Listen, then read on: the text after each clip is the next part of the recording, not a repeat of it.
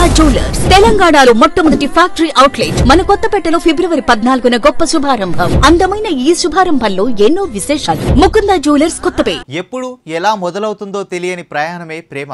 ఏమాత్రం పరిచయం లేని రెండు ప్రపంచాల సంగమం ప్రేమ. అలాంటి ప్రేమకు రాజు పేద అన్న తేడా లేదు. ఎవరైనా బందీలు కావాల్సిందే. పొలిటికల్ లీడర్లకు ఇందులో మినహాయింపు లేదు. తెలంగాణ రాష్ట్ర ముఖ్యమంత్రి కూడా ప్రేమకు బందీనే. ప్రజాప్రతినిధిగా ఆయన పొలిటికల్ లైఫ్ అందరికీ తెరిచిన పుస్తకమే. సభల్లో, సమావేశాల్లో, ఎన్నికల ప్రచారాల్లో గంభీరంగా కనిపిస్తుంటారు. ప్రత్యర్థులపై నిప్పులు కురిపిస్తుంటారు. అయితే పర్సనల్ లైఫ్లో మాత్రం ఆయనలో మరో కోణం ఉంది. లోపల ప్రేమికుడు దాగి ఉన్నాడు. అవును, స్టూడెంట్ డేస్లోనే రేవంత్ అన్న ప్రేమ కథ మొదలైంది. సినిమాను తలపించేలా ఎన్నో ట్విస్టులు ఆయన లవ్ స్టోరీలో ఉన్నాయి. మరి వ్యాలంటైన్ డే సందర్భంగా ఆయన లవ్ జర్నీ ఎలా మొదలై ఎలా సుఖాంతమైందో ఇప్పుడు చూద్దాం. యనుమల రేవంత్ రెడ్డి ఈ పేరు ఎప్పుడూ ఓ సంచలనమే.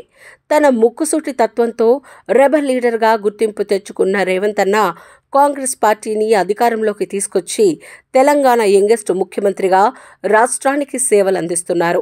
సీఎంగా ప్రమాణ స్వీకారం చేసిన తర్వాత ప్రజా దర్బార్ వంటి కార్యక్రమాలతో విప్లవాత్మకమైన మార్పును తీసుకొచ్చి ప్రజల దృష్టిని ఆకర్షించారు.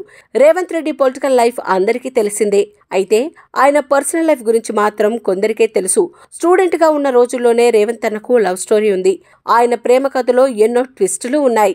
అయినా వాటన్నిటిని ఎదిరించి పెద్దలను ఒప్పించి మరీ తాను ప్రేమించిన గీతారెడ్డిని పెళ్లి చేసుకున్నారు.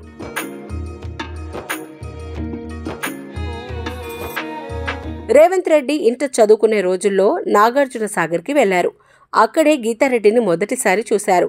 ఆమె కుటుంబ వివరాలు తెలుసుకునే క్రమంలో వీరిద్దరి పరిచయం మొదలై తర్వాత స్నేహంగా మారింది.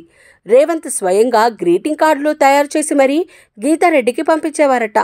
క్రమంగా వారి స్నేహం కాస్త ప్రేమగా మారింది. అయితే ముందుగా ఎవరు ప్రపోజ్ చేశారని అందరిలో ఆసక్తి ఉంది కదా. అవును, రేవంత్ రెడ్డే ముందుగా తన లవ్ను ప్రపోజ్ చేశారట. ఆయన వ్యక్తిత్వం, ముక్కుసూటితనం నచ్చి గీతారెడ్డి ఓకే చెప్పేశారట.